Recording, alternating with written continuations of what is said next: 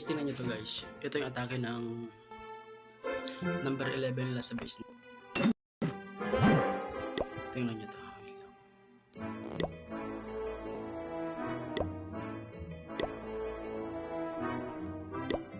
Ito yung base ng number 1 namin. Yan. Tingnan nyo, nag-trace siya ng number 11. Ito yung base ko, number 4. Then na-trace din siya ng number 11 nila. Pero ito lang yung number 11 nila. Yan, ito lang siya. Kung titingnan nyo, diba rush na rush siya. Saka yung kanyang heroes, o diba rush. Yung kanyang mga trips din, halos yung iba hindi man max. Yung dragon lang niya, yung lava, saka yung balloons, din yung ibang trips din. And ito yung atake niya sa base namin. Hindi niya na-trace to, pero bakit trace dun sa base namin. Yan. Ito yung unang atake niya. Ito ang replay natin.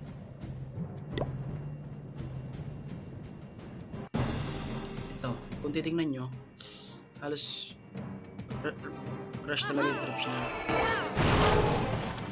Yung heroes pala. Mas bawal na.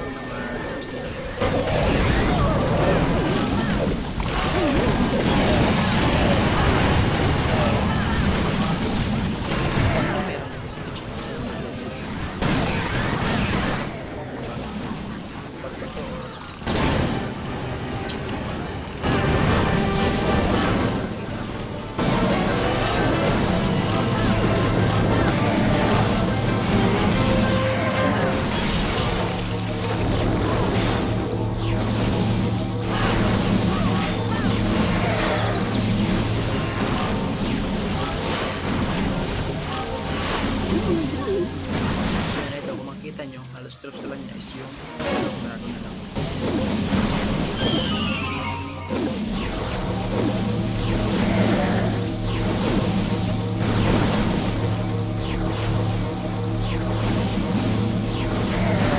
Makita nyo, 68% lang damage niya.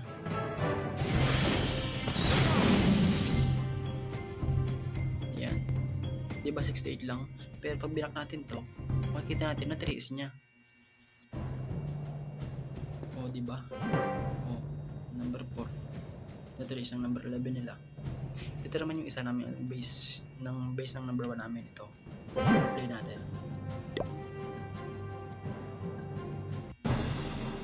Yan. Oh, kung titingnan mo, halos yan ay max 16.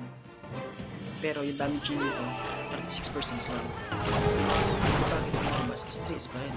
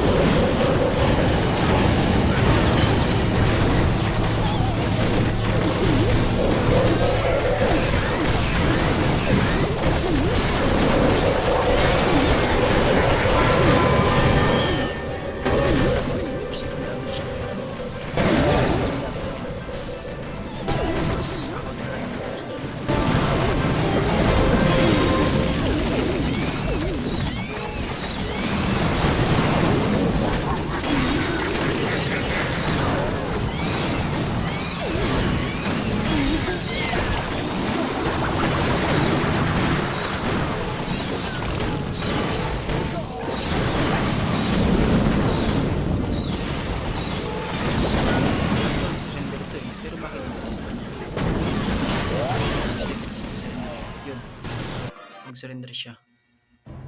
Kung makita nyo, nakalagay something went wrong. Bakit ganun? Ulitin natin dun sa dulo.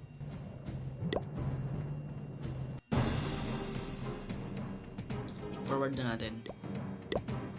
Ito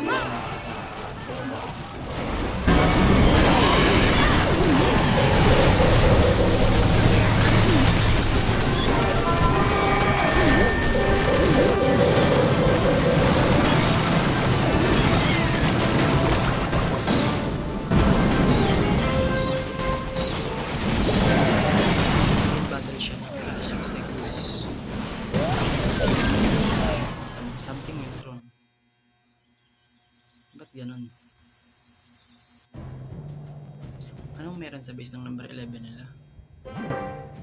May cheat ba to? Yun lang guys. Salamat sa panonood.